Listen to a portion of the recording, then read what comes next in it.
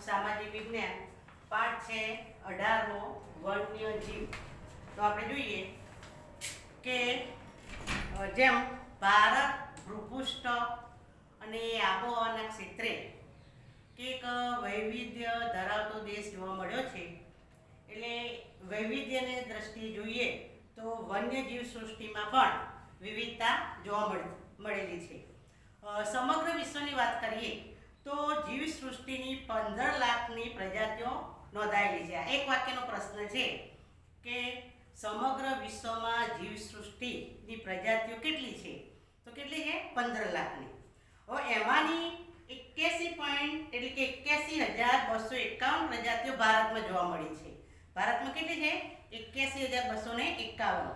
એમાં પક્ષી પણ આવી જાય, સરીસૃપ કે પેટે ચાલનારા કેટલા પ્રાણીઓ, ઉભયજીવી પ્રાણીઓ છે, સસ્તન પ્રાણીઓ, મત્સ્ય જાતિ, કીટકો, આ બધા પ્રાણીઓનો સમાવેશ કરવામાં આવેલો છે। તો આપણે જોઈએ કે ભારતમાં એકંદરે કે વૈવિધ્યની દ્રષ્ટિએ વિશ્વમાં ખૂબ ભારત સમૃદ્ધ બૃહદ વૈવિધ્ય ધરાવતા 8 દેશોમાં 6ઠ્ઠો ક્રમ આવે છે। ભારતમાં જંગલોનું પ્રમાણ ઓછું છે, એની સરખામણીમાં વન્ય પ્રાણીઓનું વૈવિધ્ય અહીં નોંધપાત્ર ગણવામાં આવેલું છે। હવે છે કે ભારતના પ્રાણી ભૌગોલિક પ્રદેશો, તો વનસ્પતિની વિવિધ લાક્ષણિકતાના આધારે કુદરતી પ્રદેશો પાડવામાં આવેલા છે અને એ મુજબ જીવ સૃષ્ટિના આધારે પણ પ્રાદેશિક વિતરણ તારવી શકાયેલું છે। તો જોઈએ કે આના આધારે ભારતને 9 પ્રાણી ભૌગોલિક ભાગમાં વહેંચવામાં આવેલું છે। જીવ સૃષ્ટિ અને લાક્ષણિકતાનું સામ્ય કોઈ પણ પ્રદેશમાં વિશેષ ઉપસ્થિત વસવાટ જેવા પાસાને આધારે કે ભારતને કેટલા 9 કયા કયા છે, તો જોઈએ હિમાચલ પ્રદેશ, લડાખ તેમજ શુષ્ક શીત ક્ષેત્ર, હિમાલયનું આચ્છાદિત નીચલું ક્ષેત્ર, હિમાલયના વનસ્પતિવિહીન ઊંચા ક્ષેત્રો, ઉત્તરનું મેદાન, રાજસ્થાનનો રણ પ્રદેશ, દ્વીપકલ્પીય ઉચ્ચ પ્રદેશ, સમુદ્ર કિનારાનો અને નીલગિરીના પહાડી પ્રદેશો, આમ 9 વિભાગોમાં વહેંચવામાં આવેલું છે। હવે ભારતમાં વૈવિધ્યસભર વનસ્પતિ એટલે કે વન્ય જીવ સૃષ્ટિ, તો આપણા ભૌગોલિક ક્ષેત્રે જોઈએ તો ભારતમાં કેટલાક દ્વીપકલ્પીય, ત્યાર પછી નદી મેદાનો, પર્વતીય પ્રદેશો, દલદલના પ્રદેશો, સમુદ્ર કિનાર તેમજ વનસ્પતિની દ્રષ્ટિએ ગીચ એવા વર્ષાવનો, મોસમી પાનખર જંગલો, હિમાલયના ઊંચા પર્વતીય ક્ષેત્રમાં આવેલા કેટલાક શંકુદ્રમ જંગલો, આમ એ પ્રમાણે વન્યજીવોના વિનાશ માટે વિસ્તૃત ભૂમિકા સર્જેલી છે। દક્ષિણના દ્વીપકલ્પીય વર્ષાવનોમાં એશિયાઈ હાથી, બ્રહ્મપુત્રના દલદલના ક્ષેત્રમાં એક સિંગી ભારતીય ગેડો, ત્યાર પછી હિમાલયના ઊંચાઈવાળા ક્ષેત્રોમાં હિમદીપડા, જમ્મુ કાશ્મીરમાં જંગલી બકરીઓ, કસ્તુરી મૃગ, દક્ષિણ ભારતના જંગલોમાં જંગલી ભેંસ, મધ્ય ભારત પશ્ચિમ બંગાળમાં વાઘ, કચ્છના નાના રણમાં ઘુડખર। આપણે એક વાક્યનો પ્રશ્ન છે, કચ્છના નાના રણમાં કયું પ્રાણી, તો ઘુડખર। મોટા રણના કેટલાક જળ પ્લાવિત ક્ષેત્રમાં સુરખાબ જોવા મળે છે। નાના રણમાં ઘુડખર અને મોટા રણમાં કેટલાક જળ પ્લાવિત એટલે સુરખાબ પક્ષી જોવા મળતું હોય છે। ત્યાર પછી ઘાસભૂમિના વિસ્તારમાં લુપ્ત મનાતા પક્ષી ઘોરા તાજેતરના વર્ષોમાં કે ફરીથી કે આની હાજરી નોંધાયેલી છે। જંગલ વિસ્તાર ઉપરાંત ખેતી થતી હોય એવા વિસ્તારોમાં કૃષિ વિસ્તારો ગોચર પડતર કે જે જમીન નકામી છે, તો એવી જમીનોમાં શિયાળ, વરુ, નીલગાય, હરણ, નોળિયા, સસલા, જંગલી સુવર, શેરડું વગેરે પ્રાણીઓ જોવા મળતા હોય છે। પક્ષીઓમાં તમે જાણો છો કયા કયા પક્ષીઓ જે છે। હવે છે પ્રશ્ન વન્યજીવ સંરક્ષણ અને જરૂરિયાત। તો ભૂતકાળ તરફ આપણે નજર દોડાવીએ તો આપણને સ્પષ્ટ જણાય છે કે છેલ્લા થોડા દાયકાઓમાં વન્યજીવોનું અસ્તિત્વનું મોટું જોખમ તોડાઈ રહેલું છે। એટલે આજથી 100 વર્ષ પહેલાંની વાત કરીએ તો હજારોની સંખ્યામાં એટલે કે ભારતમાં કે આની સંખ્યા જોવા મળતી હતી, આજે કેટલાક એની સંખ્યા વન અને પર્યાવરણ મંત્રાલય કે 2014માં એનો આંકડો જોઈએ તો 2226 છે.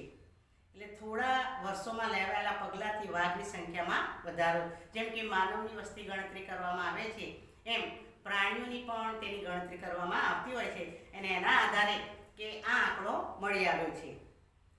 દુધાળા પશુઓની સારવાર વપરાતી પ્રતિબંધક ડાયક્લોફેક્સ નામની દવા એ દૂષિત તેમજ માંસ ખાવાથી ગીધ નામશેષ થવાયા કે ગીધ જે પક્ષી જે છે એ પણ અદૃશ્ય થવા લાગ્યું છે કે જે પશુઓ મરી ગયેલા હોય અને એનું માંસ ખાય. એટલે એક સાપ આ પક્ષી સફાઈનું કામ કરતું હોય છે. 20મી સદીની શરૂઆતમાં જોઈએ જંગલોમાં જોવા મળતા ચિત્તા આજે સમગ્ર ભારતના જંગલોમાં નષ્ટ થયા છે. કે કેટલાક જે પ્રાણીઓ જે છે નષ્ટ થઈ ગયેલા છે, અદૃશ્ય થઈ ગયેલા છે. ગીરના એશિયાઈઓ એક સમય મધ્ય પૂર્વ સુધી જોવા મળતા હતા, આજે ફક્ત ગીર જંગલ પૂરતા મર્યાદિત જોવા મળે છે. એટલે સંરક્ષણના સમયસરના પગલાં લેવાને કારણે કે આનું સંવર્ધન કરવા માટે 2015માં એની ગણતરી કરવામાં આવેલી અને એ પ્રમાણે કે 523ની સંખ્યામાં જે છે એક સમયે ગુજરાતમાં વધુ સંખ્યામાં સારસ પક્ષી જોવા મળતા હતા. કે સારસ નામનું જે પક્ષી જે છે એની સંખ્યા વધારે હતી, આજે એ સંખ્યા ઘટવા લાગી છે. વન્યજીવ સૃષ્ટિ છેવટે તો જીવ સૃષ્ટિનો એક અભિન્ન ભાગ ગણાતો હોય છે. જ્યારે કેટલાક વર્ષો દરમિયાન કેટલાક વન્યજીવોની સંખ્યામાં ઘટાડો, એટલે એના કારણે કે પર્યાવરણ જે છે એ પર્યાવરણમાં અને ગુણવત્તા જે છે એ ગુણવત્તામાં ઘટાડો સૂચવે છે. એટલે એક ચિંતાજનક પ્રશ્ન થયો છે. ગુજરાતના પર્વતીય વન વિસ્તારોનું મૂળ રહેવાસી શ્યામ ગરુ ક્વચિત જોવા મળે છે. વિજયનગરના તાલુકાનો જે પર્વતીય વિસ્તાર જંગલ વિસ્તાર છે એ જંગલોમાં ચિલોત્રો ભાગ્યે જ આજે નજરે જોવા મળતો હોય છે. માનવીની અસીમિત લાલચ કે માનવી આજે પોતાના સ્વાર્થ ખાતર, તેની લાલચ ખાતર એની પ્રગતિ કરવા માટે એટલે પ્રગતિની દોડમાં પર્યાવરણમાં અસમતુલન કરી અનેક ખરાબ પરિણામોનો સામનો કરવામાં આવી રહ્યો છે. હજુ સમય છે કે વન્યજીવનું આપણે જતન કરીએ, એનું સંવર્ધન કરીએ. જો યોગ્ય પગલાં લેવામાં ન આવે તો કદાચ અનેક વન્યજીવો આગામી દિવસના કેવળમાં ફક્ત કે ચિત્રો જોવા મળશે, કે પ્રત્યક્ષ જોવા નહીં મળે, બરાબર, કે ફક્ત એક કાગળ પર એ ચિત્રો જોવા મળશે. હવે જોઈએ ભારતના અગત્યના રાષ્ટ્રીય ઉદ્યાનો કયા છે અને અભયારણ્ય. તો અભયારણ્યની વ્યાખ્યા કઈ છે? તો અભયારણ્ય એટલે શું? આ એક વાક્યનો પ્રશ્ન છે. તો કે પ્રાણીઓ પોતે નિર્ભય રીતે રહી શકે, કોઈ પણ જાતના ડર રાખ્યા સિવાય રહી શકે એ માટે સરકારે એક આયોજન કરેલું છે અને એ પ્રમાણે પ્રાણીઓ ત્યાં રહી શકતા હોય છે. તો કઈ જગ્યાએ નકશામાં પણ તમારે પ્રશ્ન આવે છે કે અભયારણ્યો. તો જોઈએ તો કાંજીરંગા જે છે તો એનું અભયારણ્ય, વન્યજીવ કયા? તો ગેંડા, જંગલી ભેંસ અને હરણ. થરનું રણ રાજસ્થાનમાં આવેલું છે. તો ત્યાં વન્યજીવો કયા છે? રણ, વરુ, રણની બિલાડી, ઘોડા. કાન્હા મધ્યપ્રદેશમાં આવેલું છે, એ વાઘ અને સાબર માટેનું છે વન્ય. ગીર અભયારણ્ય એ સિંહ, દીપડા, ચિત્તલ, વેરાવદર, કાળિયાર, વરુ, ખડમોર, ઘોડા. કેવલાદેવ ભરતપુર જે રાજસ્થાનમાં આવેલું છે, પક્ષીઓ માટેનું આવેલું છે. બાંદીપુર કર્ણાટકમાં આવેલું છે, એ સુવર, જંગલી બિલાડા, હાથી, રીંછ. દચીગામ કાશ્મીરમાં, કે હામુર, કસ્તુરી મૃગ અને કોર્બેટ હિમાલયની તળેટી. આ પણ તમારે 10મામાં પણ નકશામાં પણ તમારે ઉપયોગી થાય છે. તો અગત્યના કે કાજીરંગા ક્યાં આવેલું છે? થરનું રણ રાજસ્થાનમાં, કાન્હા મધ્યપ્રદેશમાં, ગીરનું અભયારણ્ય છે. ગમે તે કોઈ એક રાજ્ય તમારે દર્શાવવું પડે કે આનું અભયારણ્ય ક્યાં આવેલું છે. વન્યજીવો પર જોખમો. આજે તમે જુઓ કે આધુનિક યુગમાં માનવીએ લોભ લાલચને કારણે કે પોતાના વિકાસ માટે કે સમગ્ર વન્યજીવ સૃષ્ટિના અસ્તિત્વ સામે પ્રશ્નાર્થ મૂક્યું છે. તો એ માટેના કારણો આપણે તપાસીએ તો સમજાય કે આજે જંગલોનો પહેલાં તો સતત વિનાશ થઈ રહ્યો છે, બરાબર. એટલે એના કારણેથી કે વન્યજીવો તેમજ તેમના કુદરતી આવાસો કે જંગલોના વિનાશને કારણે સૌથી પહેલાં અસર કે પ્રાણી સૃષ્ટિ પર થતી હોય છે. એટલે એમના કુદરતી આવાસો ગુમાવ્યા છે, એટલે કે નિરાશ્રિત બની રહ્યા છે કેટલાક પ્રાણીઓ. આ ઉપરાંત તેના માંસ, દાંત, ચામડી, વાળ, હાડકાં મેળવવા માટે શિકાર કરવા માટે પણ એક મોટી સમસ્યા છે. જંગલોમાં પાલતુ પ્રાણીઓ, પશુઓના ચારણથી તૃણાહારી વન્યજીવોને ખોરાકની અસર જોવા મળેલી છે, અને એના કારણે પણ કે એની ખરાબ અસર જોવા મળેલી છે. બીજું, ખોરાકની શોધમાં માનવ વસ્તીમાં આવી ચડતા પશુઓનું મારણ થયું છે. કેટલાક તમે પેપરમાં પણ, સમાચારમાં પણ જોતા હોય છે, પેપરમાં પણ આવતું હોય છે કે આ જગ્યાએ કે સિંહ માનવ વસ્તીમાં આવી ગયો છે, એટલે લોકો ગભરાટમાં આવી જતા હોય છે. તો એના કારણે શું કરે, લોકો ડરના મારે કે એનું મારણ કરતા હોય છે. બીજું, માનવ વસાહતો તરફ આવી જતા વન્યજીવો માનવી સાથે સંઘર્ષમાં ઊભા થાય છે. સંઘર્ષો વન્યજીવોને મોતના મુખમાં લઈ જાય છે. વન્યજીવોના આવાસોમાં પહોંચતી પ્રદૂષણની અસરો પણ ઘાતક, કે પ્રદૂષણમાં વધારો થઈ રહ્યો છે, તો એના કારણે પણ કે એની ઘાતક અસર જોવા મળતી હોય છે. વન્ય ક્ષેત્રમાં થતી માનવ પ્રવૃત્તિઓથી વન્યજીવો પર ખરાબ અસરો થાય છે. જંગલોના વિસ્તારોમાં ઘટાડાથી ખોરાક તેમજ આશ્રયની શોધમાં વન્યજીવો ક્યારેક માનવ વસ્તી તરફ આવી જતું હોય છે. મેં તમને આગળ ઉદાહરણ આપ્યું એ પ્રમાણે કે વન્યજીવોના ક્ષેત્રમાં માનવ હસ્તક્ષેપ તેમની સાથે અથડામણો સર્જાતી હોય છે. એટલે આવી ઘટનાઓથી વન્યજીવોના માનવ રોષનો ભોગ બની ક્યારેક તેનો પોતાનો જીવ ગુમાવવો પડતો હોય છે. દક્ષિણ પૂર્વ ભારતમાં જંગલોમાંથી ખોરાકની શોધમાં હાથીઓનું ઝુંડ કૃષિ વિસ્તારમાં આવે અને ભારે ઉત્પાત મચાવતું હોય છે. સૌરાષ્ટ્ર, દક્ષિણ ગુજરાતમાં દીપડાના હુમલાઓથી ગુજરાતના ઉત્તર પૂર્વના વન વિસ્તારોની નજીક વનના રીંછ દ્વારા માનવને ઈજા પહોંચાડવી કે માનવીને મારી નાખવાની ઘટનાઓ પણ બનતી હોય છે. એટલે આવી દુર્ઘટનાઓ ન થાય એ માટે અગમચેતી એક શ્રેષ્ઠ ઉપાય છે. પછી છે કે એના માટે કયા ઉપાયો હાથ ધરવા જોઈએ વન્ય જીવ સંરક્ષણ માટે? તો પહેલાં તો કે જંગલ વિસ્તારો જે છે એની જાળવણી કરવી જોઈએ. જે ઉત્તરોત્તર સતત વધારો કરવા માટે લાંબા ગાળાનું ચુસ્ત આયોજન હાથ ધરવું જોઈએ. જંગલ વિસ્તારો અને વન્યજીવોના સંરક્ષણાર્થે વધારે સખત કાયદાકીય જોગવાઈઓ અને એનો ચુસ્તપણે અમલ થાય એ માટે આપણે સૌએ પ્રતિબદ્ધ બનવું જોઈએ. કયા ઉપાયો છે? બીજું કે સામાજિક શૈક્ષિક સંગઠનો આ બાબતે ટોચની અગ્રતાને ગણી જનજાગૃતિ જેવા કાર્યક્રમો યોજાય, કે લોકોનામાં જાગૃતિ આવે, લોકો સભાનતા કેળવાય એ માટે એવા કેટલાક કાર્યક્રમો યોજવા જોઈએ. શાળામાં શીખવાતા પાઠ્યક્રમો આ સમસ્યાની વિગતો સમજાવી ભાવિ નાગરિકોને જાગૃત કરવા જોઈએ, કે આવનારી જે પેઢી છે, આવનારી પેઢીના જે યુવાનો છે એ લોકોને એના વિશે જાગૃત કરવા જોઈએ. વિકાસ યોજના અમલીકરણ પૂર્વે અને પર્યાવરણની જીવસૃષ્ટિ પર પડનારી વિવિધ અસરો તપાસી જોઈએ, કે પર્યાવરણમાં અને જીવસૃષ્ટિ પર જે ખરાબ અસરો થાય છે તો એના દ્વારા, એટલે કે એની અસરો તપાસવી જોઈએ. જંગલ વિસ્તારની બહાર આવેલા મોટા વૃક્ષો કપાતા અટકાવવા, કે જેમ બને વૃક્ષો જ્યાં કપાય છે, વૃક્ષોનું છેદન થાય છે તો એને અટકાવવા જોઈએ. તેના પોલાણો અને ડાળખીઓ અનેક પક્ષીઓના માળા બનાવવાનું સ્થાન છે.